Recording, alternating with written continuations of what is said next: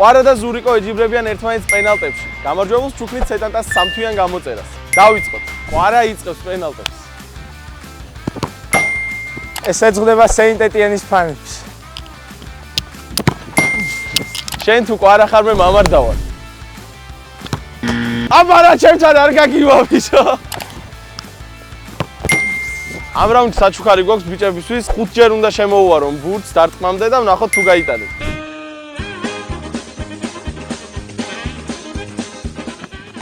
აბარა!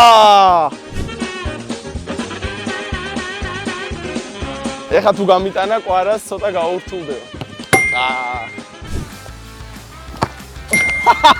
ცხრიანში და